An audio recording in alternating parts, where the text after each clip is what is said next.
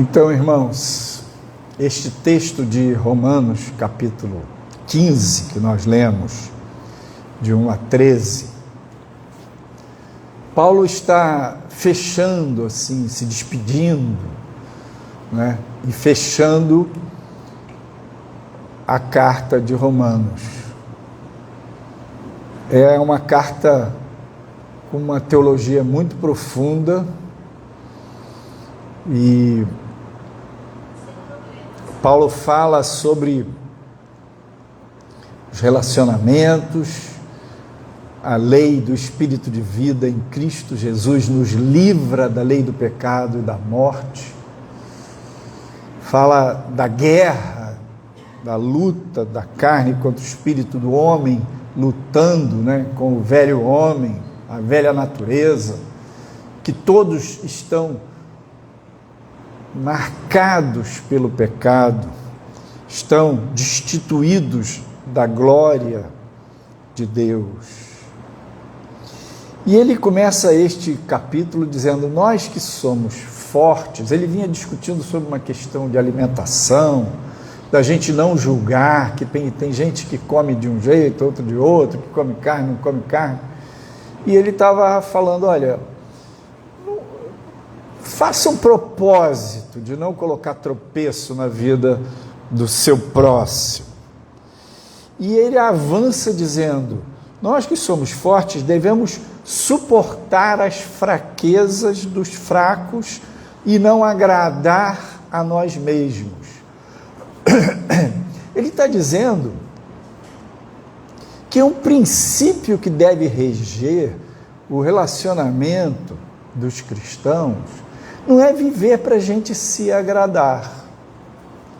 Porque ele fala, Jesus funcionou assim: cada um agrade o seu próximo no que é bom para a edificação, porque também Cristo não agradou a si mesmo.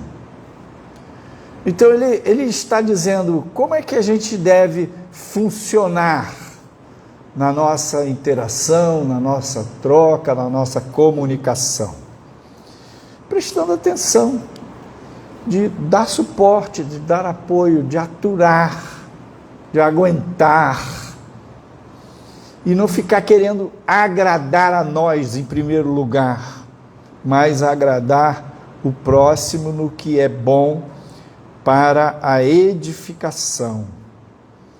E no verso 4, Paulo diz assim: porque tudo que dantes foi escrito, para nosso ensino foi escrito, para que pela paciência e consolação das Escrituras tenhamos esperança. Então, as Escrituras sagradas, a Bíblia, é a palavra de Deus, ela é a nossa regra de fé e prática, e tudo que foi registrado tem um sentido, tem um motivo. E um dos motivos, dois deles, as Escrituras nos ensinam a ter paciência, e as Escrituras nos consolam e trazem esperança. E no verso 5 diz: ora, o Deus de paciência e consolação vos conceda o mesmo sentimento uns para com os outros, segundo Cristo Jesus. Então, o nosso Deus, ele é um Deus de paciência, e ele é consolador.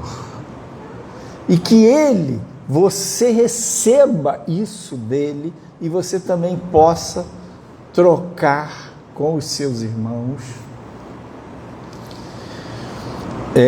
atitude de paciência, de conforto, de bem-querer. No capítulo 5 de Romanos, Paulo fala sobre um processo de amadurecimento, de evolução, de desenvolvimento das virtudes espirituais. E ele diz que ele se gloriava não somente nas tribulações. Ele se gloriava nas tribulações porque sabia que a tribulação produziria a paciência.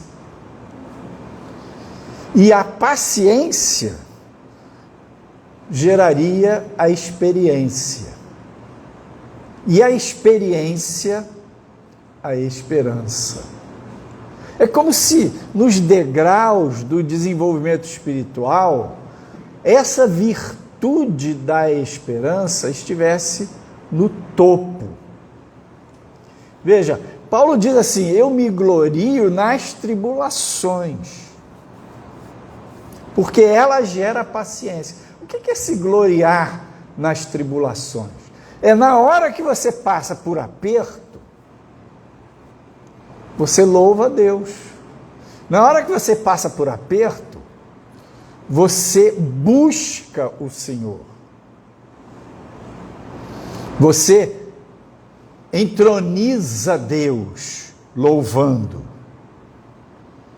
agradecendo, buscando aprender o que Deus tem para você naquela circunstância específica.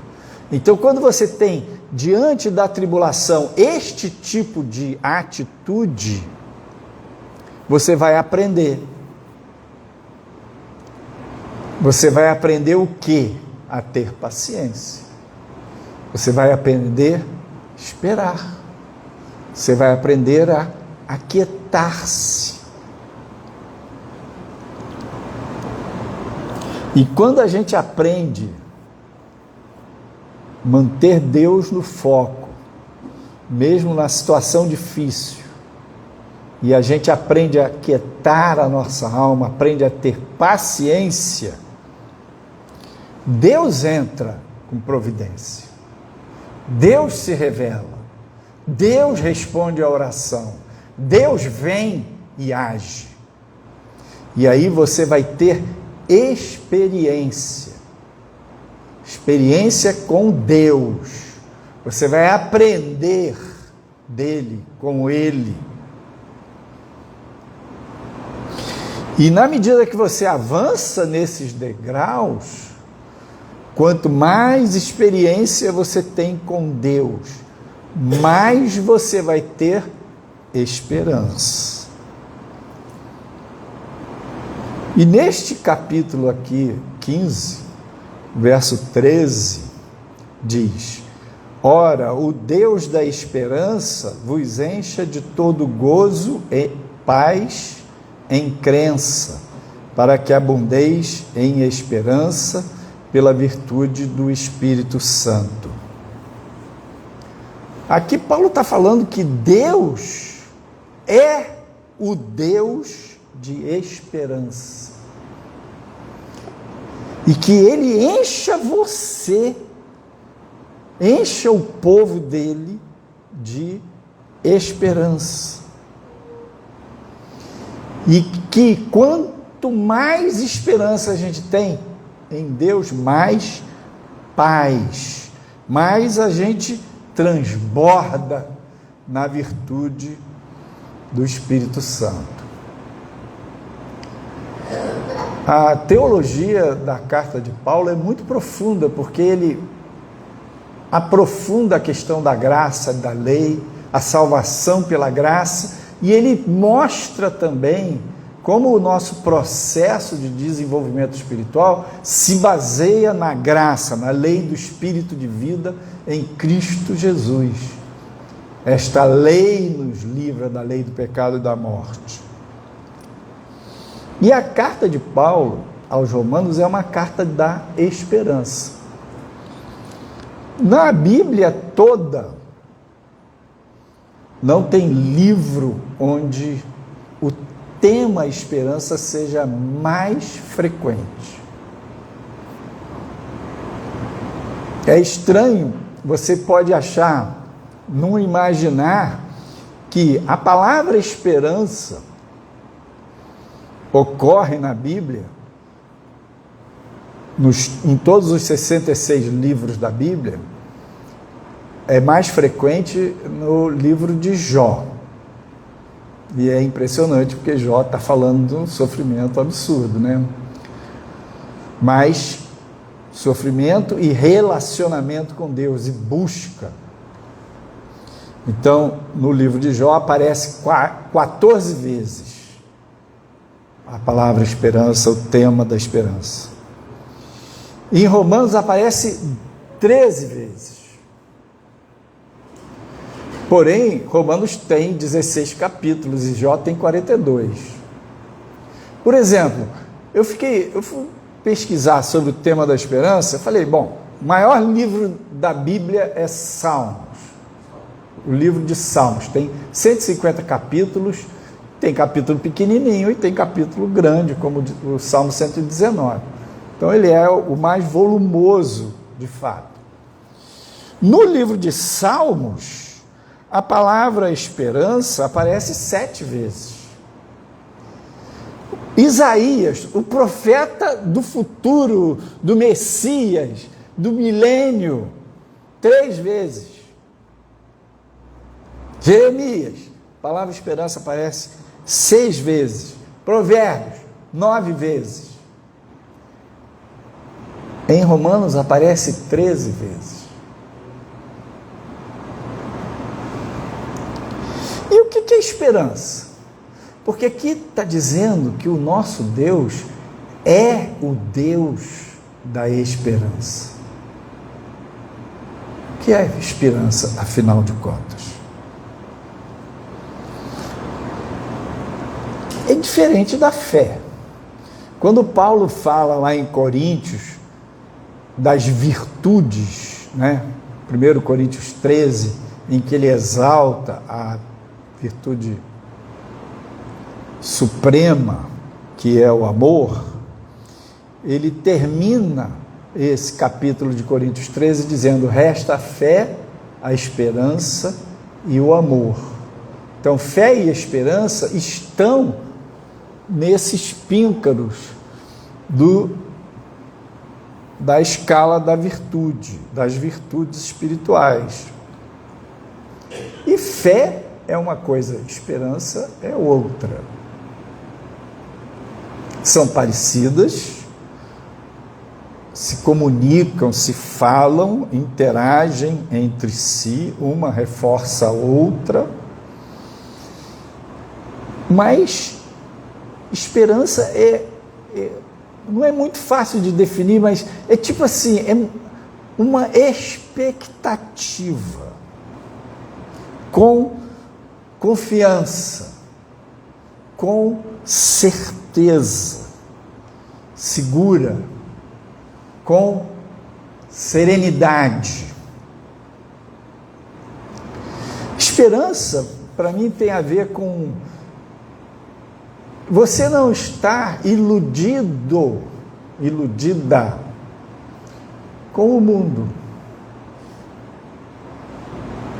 É reconhecer que, no fundo, a terra, a vida na terra, tudo que se passa na terra, é temporário, é provisório, é passageiro, é fluido, é vaidade. A morte é certa, então ela é inexorável, ela é dura, ela é terrível, ela é tremenda para todos nós. Tudo tem começo e tem fim. Então, neste sentido que Paulo fala, a esperança é você olhar para Deus e aguardar nele, depender dele, mesmo quando as circunstâncias são adversas. A gente pode batalhar por ideais, por melhorar a nossa vida pessoal, melhorar a vida de pessoas à nossa volta, melhorar as circunstâncias do nosso trabalho, do nosso país, lutar por causas justas. Mas nada na Terra tem uma solução definitiva. O mundo inexoravelmente vai na direção do juízo.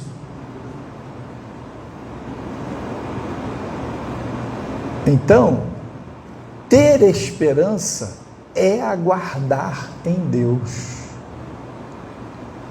É enxergar o reino de Deus para além do que a gente enxerga aqui.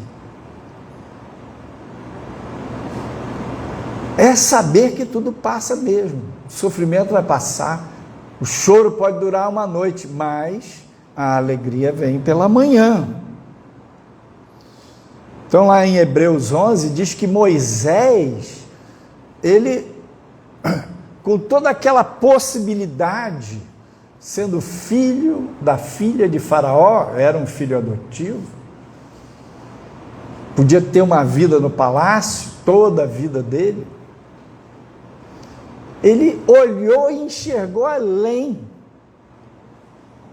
o propósito de Deus, o chamado de Deus, a palavra de Deus, o povo de Deus, o chamado de Deus para Abraão.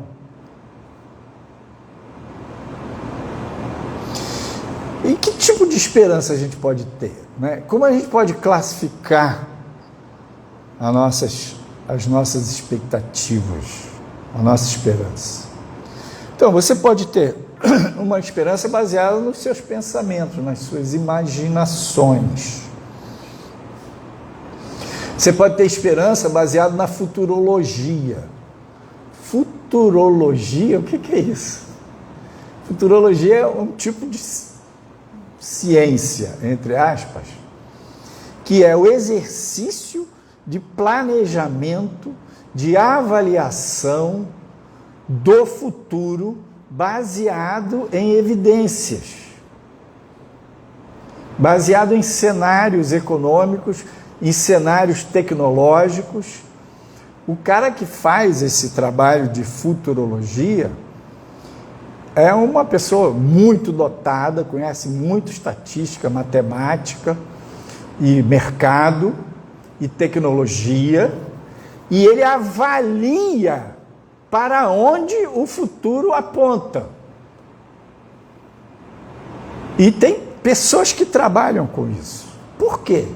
Porque as empresas, as grandes empresas, elas fazem planos de 5, 10, 15, 20, 30, 40 anos. Os governos precisam fazer planos de 20, 30, 40 anos. Os grandes investimentos são investimentos que demandam uma mobilização de muito recurso. Então, eles têm que ter um planejamento de longo prazo. E os caras que trabalham com esse conhecimento, com esse exercício da futurologia, eles fazem isso. Eles dizem, olha, a tecnologia vai na direção X. Por exemplo, nós estamos vendo, está passando diante dos nossos olhos, uma revolução, que é o desenvolvimento e a implementação da inteligência artificial.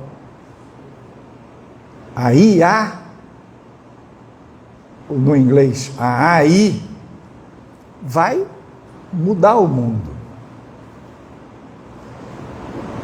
Os futurólogos dizem que milhões e milhões de empregos e profissões vão desaparecer. Os multitrilhardários do mundo já dizem, vai ter que ter uma renda básica mundial, tipo um salário mínimo para todo mundo. Senão a economia não vai se sustentar, porque muita gente vai perder o emprego. A gente ainda não viu isso na prática, mas os roteiristas de Hollywood já estão se movimentando desesperados. Você entra na IA,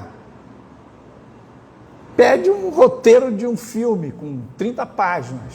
O cara, a inteligência artificial vai te dar, com 100 páginas, com 200 páginas.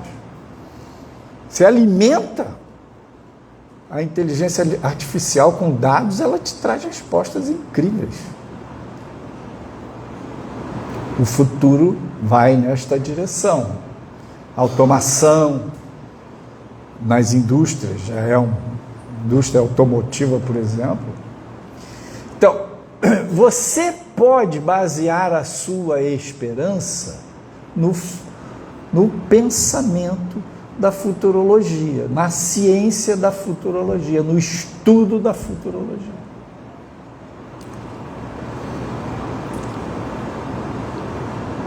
Você pode basear a sua esperança no acaso. Bom, provavelmente, talvez, ou no homem, ou nos governos. Diz o salmista, uns esperam, confiam em carros, outros em cavalos.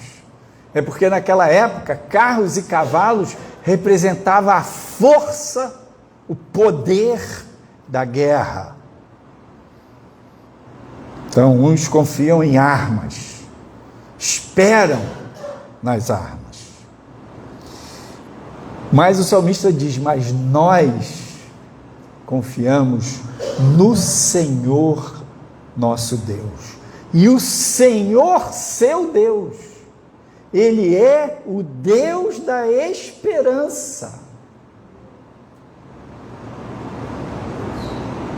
O Senhor, seu Deus, é o Deus da esperança.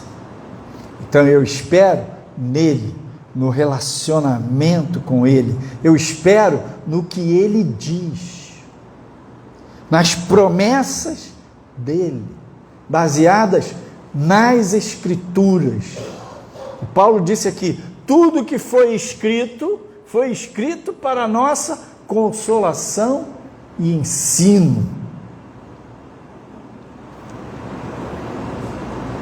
Em Romanos 4,18, estava falando sobre Abraão, o chamado de Abraão, Isaac, Ismael. E Paulo diz assim, porque em esperança Abraão creu contra toda a esperança de que seria feito pai de muitas nações. É muito interessante essa expressão que ele usa. Em esperança, Abraão creu contra toda esperança. Esse contra toda esperança em esperança, Abraão creu contra toda desesperança. Porque Abraão já estava com 90 anos quando Deus prometeu para ele que ele seria pai de muitas nações. E ele só foi ser pai de Isaac aos 100. Ou seja, ele continuou crendo contra toda a evidência do seu corpo, do seu envelhecimento, do corpo de Sara, o envelhecimento de Sara. E no meio da nossa desesperança, no meio da nossa humanidade, da nossa finitude, da nossa visão limitada, nós podemos dar um grito de guerra e dizer: o Senhor é o meu ajudador. É nele que eu espero. E a esperança não é apenas um otimismo. Não é apenas você desenvolver uma atitude mental positiva. É uma confiança numa pessoa, que é Deus, nas promessas dele, na palavra dele, no caráter dele. Que em tempos de dificuldade, é ele quem nos ajuda. Que o amor dele não flutua, é firme e imutável. Quando a gente coloca então a nossa esperança em Deus, numa base, num vínculo de relacionamento, tem uma força que vem sobre nós, que a gente aguenta. Por isso que Paulo fala lá no começo, que se gloriava na tribulação, porque a tribulação, ele se gloriando em Deus, produzia a paciência a experiência, e a experiência a esperança. É nesse caminhar com Deus é que o Senhor, sendo a nossa fonte, Ele vai nos dar forças em quaisquer circunstâncias. E é interessante porque a esperança em Deus, ela não é passiva. A esperança e a fé, elas andam juntas. Elas são irmãs gêmeas. Porque a esperança, ela nos movimenta. Ela nos traz força para aturar, suportar, aguentar, perseverar em situações difíceis, mas ela é ativa, porque Deus vai nos dando dicas, direção, e a gente se movimenta em esperança, em fé.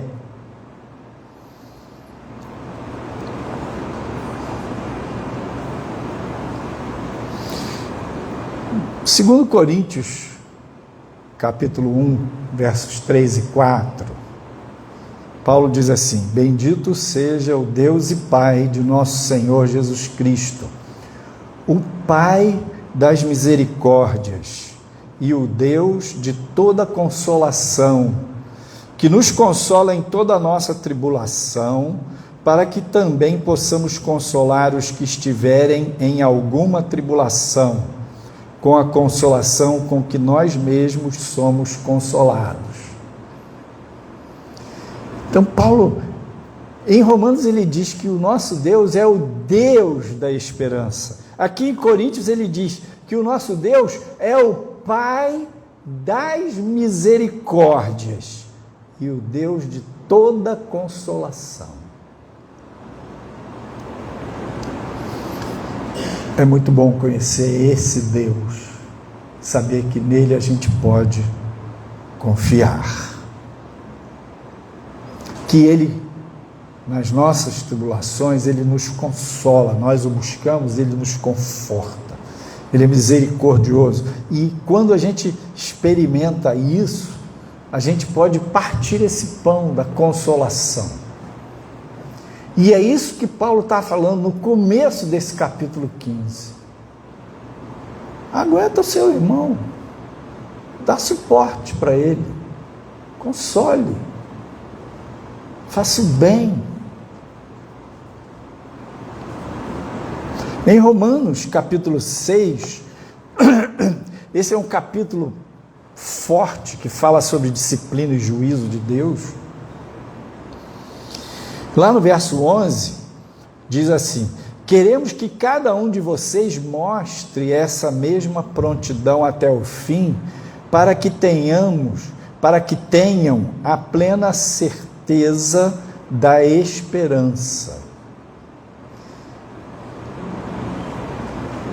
Me chama muita atenção essa certeza da esperança.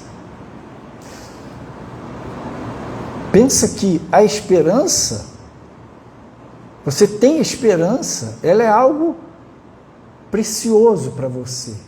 Imagina que esperança é como se fosse uma janela para a eternidade. Como se esperança fosse um quartinho que tem dentro de você, onde você entra nesse quartinho e tem seus projetos, os projetos de Deus.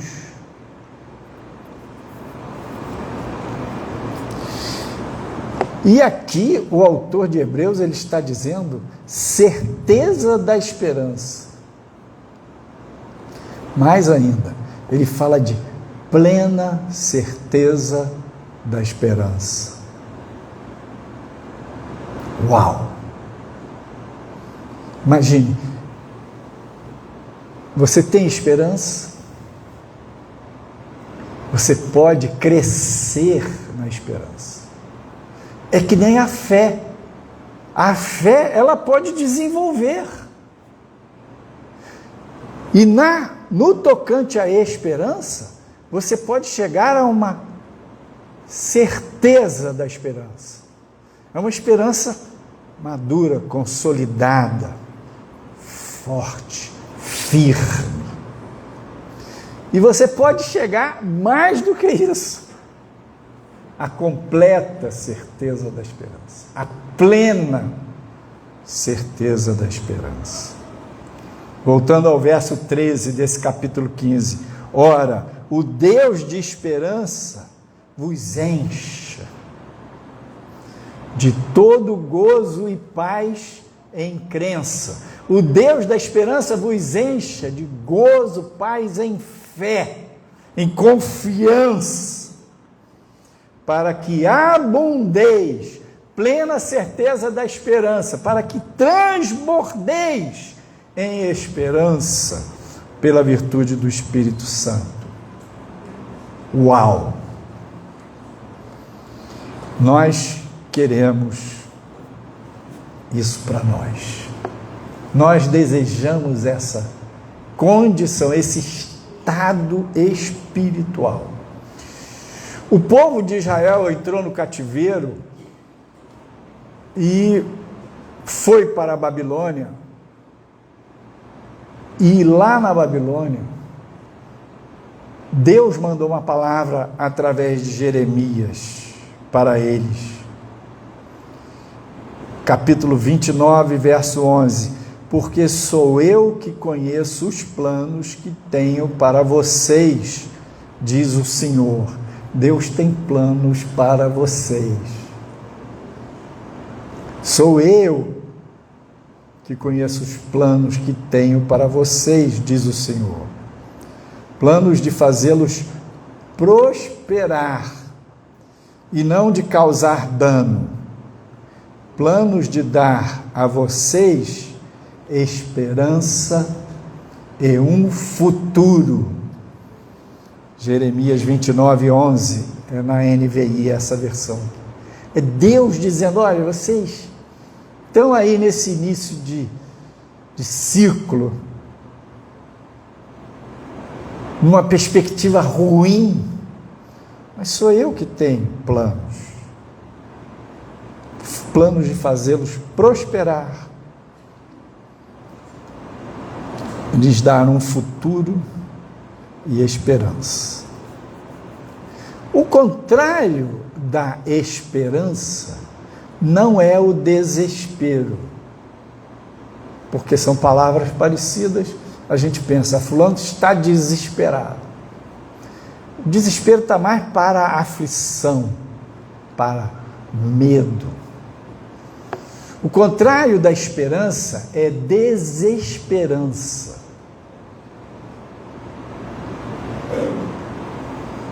Desesperança não é uma coisa muito turbulenta, é passiva. Desesperança, uma doença espiritual. É um tipo de canseira crônica acumulada, sem expectativa, sem visão de futuro. Uma experiência nos Estados Unidos, com cães.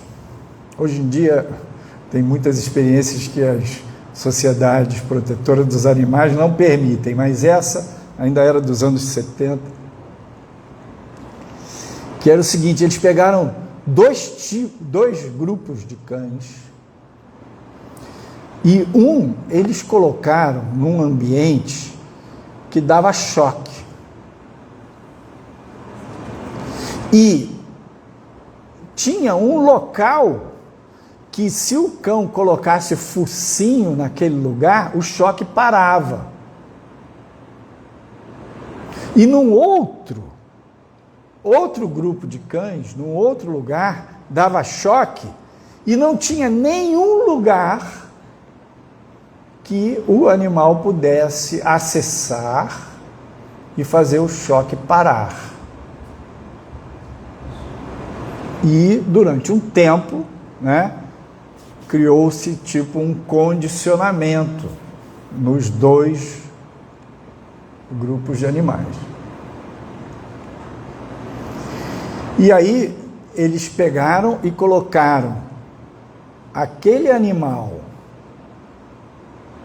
sozinho, que era do grupo que levava o choque e descobriu que tinha uma saída, num terceiro ambiente que dava choque, que não tinha lugar para colocar focinho e parar com o choque, mas tinha uma cerca baixa. E o animal aprendia a pular a cerca e escapar do choque. Aquele outro grupo de cães que levou choque e não tinha saída, foi colocado neste ambiente que tinha cerca baixa e ele não testou pular a cerca. Recebia o choque e ele sentava, deitava no chão e ficava ali quietinho, aguentando aquele choque. Isso é desesperança. É muito sofrido, é sem perspectiva. Eu estive viajando, no final do ano com a Lisete. A gente foi para Portugal, lá no Porto. Ficamos num apartamentinho. E tinha, na entrada, um pequeno prédio, aqueles prédios antigos, centenários. Tinha embaixo uma loja e tinha a entrada do prédio. No primeiro dia que a gente chegamos de noite, tinha um cara dormindo ali, na frente da loja, que era protegido, muito frio, 8 graus, 7 graus, 10 graus. E eu comecei a observar que ele ficava ali. Quando a loja não abria, ele dormia ali, passava o dia inteiro ali, as coisas dele ficavam ali. Quando a loja abria, ele levava aquela mala dele, os cobertores, os negócios dele para outro lugar. Era um sem-teto português. E aí eu observei ele, a gente entrava e saía várias vezes. Numa das vezes que nós estávamos esperando o Uber, ele estava por ali, eu fui lá falar com ele, falar de Jesus para ele. E aí ele começou a conversar, falando: olha, eu não tenho mais esperança. Acabei com a minha vida. Não consigo mais. Eu falei: clama a Deus, rapaz. E era interessante porque ele não era um cara que estava falando com ódio, que estava falando com uma amargura profunda. Ele estava só sem esperança. Eu falei para ele: olha, eu vou te dar uma dica. Você fala com Deus em nome de Jesus. Você pede a Deus em nome de Jesus. Porque só Ele é mediador entre Deus e os homens. Engraçado, eu perguntei, como é que é seu nome? Ele falou, meu nome é Abraão Manuel. Os portugueses têm Manuel para todo lado. Mas eu achei muito interessante. O cara, o nome dele era Abraão Manuel. Eu tenho orado pelo Abraão Manuel. Tenho orado por ele. Porque ele não é idoso. O cara bonito, ele é magro assim, alto. E ele falou, ele reconhecia que ele estava naquela situação, que ele tinha feito várias escolhas, várias coisas. Não era drogado, não era alcoólatra. Que ele tinha feito várias coisas que o levaram àquele lugar, àquela condição. Então, pode ser que você não esteja nesse fundo de poço que nem o Abraão Manuel. Mas pode ser que dentro de você haja um cantinho de desesperança. Que o seu cantinho da esperança, o seu quartinho da esperança, está tomado de um monte de entulho. E você entra ali, não para ter essa alegria, essa expectativa, esse gozo, essa fé, essa comunhão. Você entra ali e lamenta. Então, muitas vezes, a nossa desesperança, ela se instala a partir de experiências dolorosas, perdas mal resolvidas, não superadas, frustrações, infortúnios, coisas que atropelaram a nossa vida, injustiças que a gente sofreu, mágoas, ressentimentos, ódios. Às vezes, a desesperança, ela se instala a partir de uma descrença, de uma desconfiança. Bate um pensamento a partir de uma experiência, você faz uma conclusão, bate uma descrença em você, e a partir dali você, tipo, aquele animal fala assim, não tem jeito, eu vou levar choque mesmo. Mas nós conhecemos o Deus da esperança. E é Ele quem diz para você, sou eu que conheço os planos que tenho para você, diz o Senhor. Planos de fazer você prosperar e não de lhe causar dano. Planos de dar a você esperança e um futuro. Ele é o Deus da consolação. Mas, na desesperança, a gente precisa virar a chave. A gente precisa limpar o quartinho. A gente precisa jogar fora crenças e descrenças. Perdoar. Jogar fora as mágoas, o ódio, os ressentimentos, os resquícios, os rescaldos daqueles infortúnios, daquelas perdas, daqueles incêndios, daquelas injustiças, dos imprevistos que atropelaram a nossa vida. Pode ser que você não tenha aí uma desesperança. Você tem esperança. Mas você percebe que precisa, como precisa crescer de fé em fé, precisa crescer de esperança em esperança. Até chegar certeza da esperança. Até alcançar a completa certeza da esperança. Vamos orar.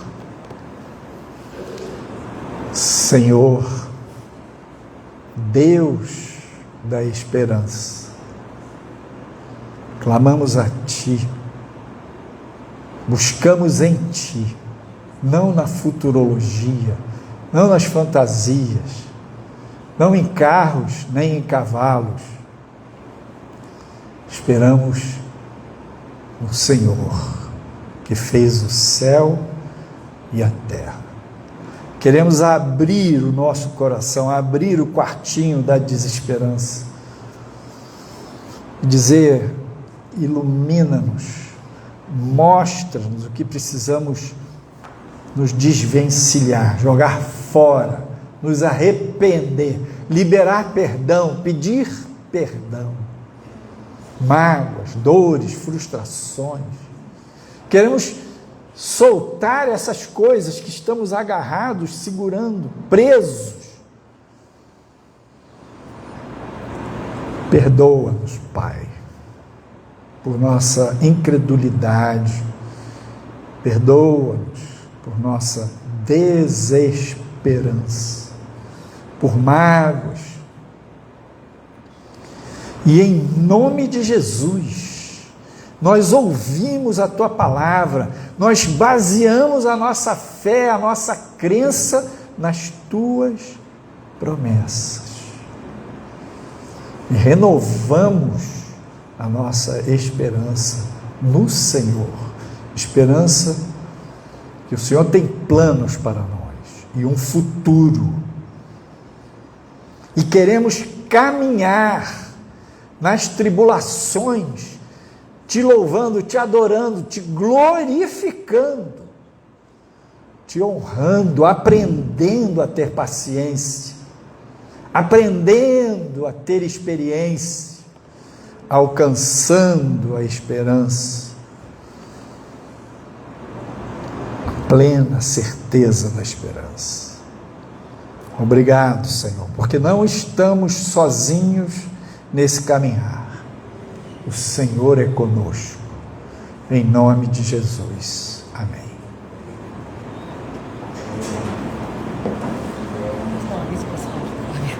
Quebrou o pé.